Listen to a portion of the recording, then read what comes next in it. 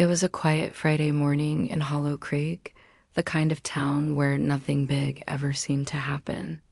Officer Ryan, a respected and well-liked figure in the community, started his day with a call about a minor follow-up on a fraud case involving a local hardware store.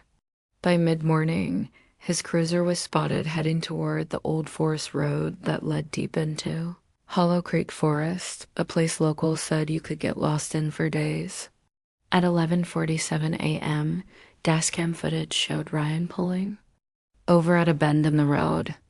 No one knows why. The next piece of evidence came from a passing truck driver who noticed an empty police cruiser sitting on the shoulder with the engine running and the driver's door wide open. By the time deputies arrived, Ryan was nowhere to be seen. His canine partner, Max, a 3-year-old Belgian Malinois with a flawless track record in search and rescue, was also missing. All they found was his leash, lying in the mud as if it had been yanked out of someone's hand. The search began immediately, with local police combing through the dense brush, calling out Ryan's name and blowing whistles. Hours passed, but there was no sign of the officer. Then, as darkness began to fall, a single sound broke through the stillness, a deep, echoing howl coming from somewhere far inside the forest. Some officers swore it was Max, but the tone was strange, urgent, almost desperate. What no one knew then was that Max wasn't lost. He was on the trail of something far more dangerous than anyone suspected, and he wasn't stopping until he found it. Max had been trained since he was a pup for moments like this. His bond with Ryan wasn't just professional, it was unbreakable. When Ryan disappeared, Max's instincts kicked in instantly. Witnesses later reported seeing a blur of brown fur darting between the trees, ears pricked forward, tail rigid like a spear. He wasn't wandering, he was tracking. Hollow Creek Forest was no ordinary woodland. The terrain was treacherous with thick undergrowth, sudden drop-offs, and deep ravines that swallowed sound. But Max moved with precision, nose low to the ground, every muscle attuned to sense the human nose could never detect. Around dusk, a game warden spotted him near a rocky ravine, about 3 miles from where Ryan's cruiser had been found. Max was barking, growling, and pawing at the dirt, his fur wet and matted. When the warden tried to approach, Max bolted, not away from him, but deeper into the forest. That night, search teams set traps to try to catch Max, thinking he was simply distressed and needed to be brought back to safety. But Max evaded them all. The next morning, just after sunrise, he emerged from the tree line, but not alone. In his jaws was a torn strip of Ryan's uniform, smeared with dirt and something darker that looked like dried blood. Dangling from the fabric was a small black USB flash drive.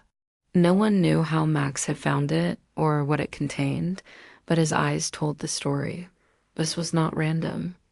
This was a clue, and it was important. The flash drive was quickly confiscated by FBI agents who had arrived late the previous night. Officially, they said it was just part of the evidence, but whispers began to circulate among the officers. One young FBI agent, new to the job and clearly rattled, would later leak to a friend that what was on the drive had stunned even the most seasoned investigators. Inside were encrypted files, but also dozens of photographs and documents tying a well-connected businessman in the area to a black market weapons smuggling operation. Even more chilling, buried among the images was a photo that froze everyone in their tracks. Ryan, down to a chair, blindfolded, with a timestamp from only 12 hours earlier. That meant he was still alive, somewhere. But the FBI's actions confused the local officers.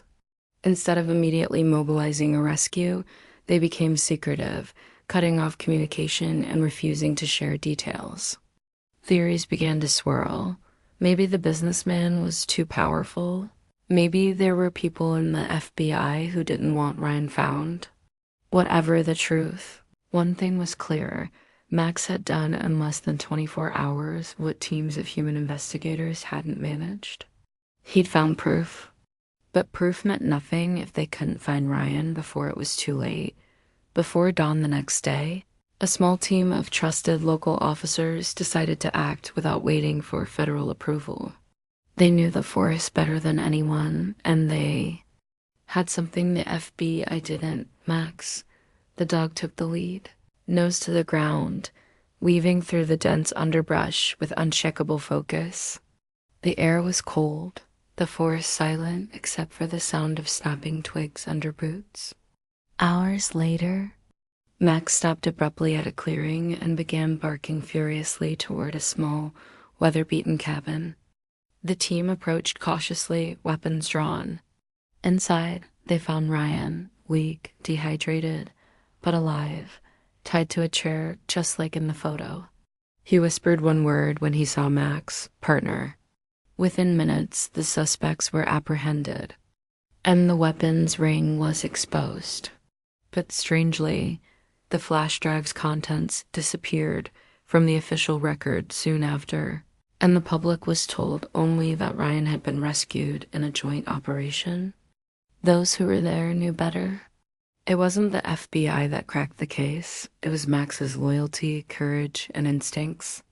And if you think Max deserves a medal for what he did, hit that like button and subscribe to K9 Era, because here, every hero dog gets the spotlight they deserve.